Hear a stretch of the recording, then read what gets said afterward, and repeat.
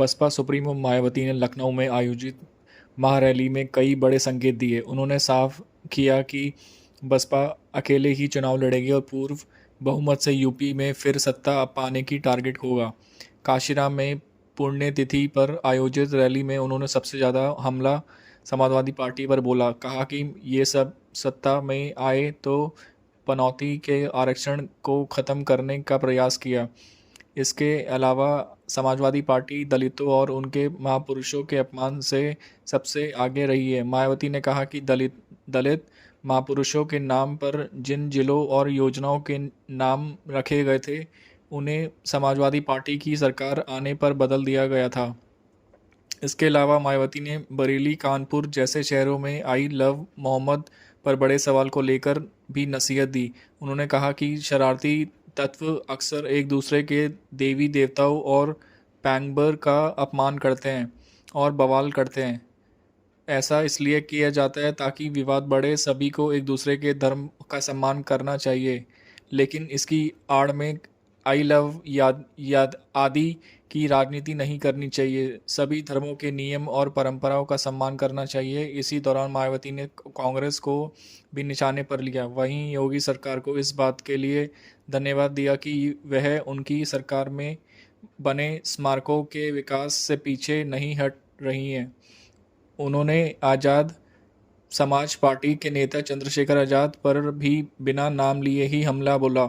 इसके अलावा उनकी पार्टी के गठन में सपा, भाजपा और कांग्रेस जैसे दलों की भूमिका बताई। मायावती ने कहा कि यूपी में जब बसपा अकेले ही सत्ता में आई थी तो इन्हें डर था कि यदि बीएसपी को आगे बढ़ने की से नहीं रोका गया तो फिर यह पार्टी केंद्र की सत्ता में आ जाएगी। इसी से घबराकर ये लोग एक हो गए।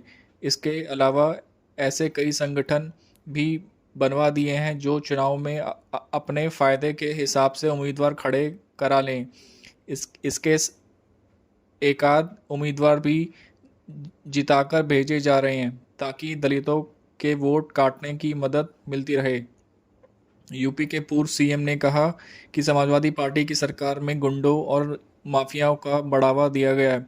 अब अधिकांश मामलों में ऐसी ही स्थिति भाजपा की सरकार में भी देखने को मिल रही है। आज़ादी के बाद सालों तक रही कांग्रेस की सरकार में तो दलितों को शोषण और उत्पीड़न होता रहा है।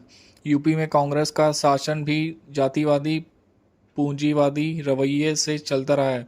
कांग्रेस ने 1975 में बाबा साहेब अम्बेडकर के संविधान को ही किनारे लगाने की कोशिश की थी और आज इनके नेता उसी संविधान को हाथ में लेकर नाटक करते हैं। कांग्रेस ने ही परम पूज्य बाबा साहेब अम्बेडकर को संसद में नहीं जाने दिया गया था उन्हें भारत रत्न नहीं दिया गया। मान्यवर काशीराम का अब निधन हुआ तो कांग्रेस की सरकार ने तब राष्ट्रीय शोक घोषित नहीं किया था। इसके अलावा राज्य में सपा सरकार ने राजकीय शोक घोषित नहीं किया था। मंडल कमीशन लागू करने में भी कांग्रेस उदासीन थी और बसपा के तमाम प्रयासों के बाद वीपी सिंह के दौर में हुआ था। अब भाजपा की सरकार में भी ऐसा ही रवैया है। शिलान्यास और उद्घाटन को काफ़ी हो रहे हैं, लेकिन ज़मीनी तौर पर काम नहीं हो रहा है। उन्होंने अपने समर्थकों से अपील करते हुए कहा कि आपके सर्वजन हिताय और सुखाय की नीति पर चलते हुए बसपा को बढ़ाना होगा।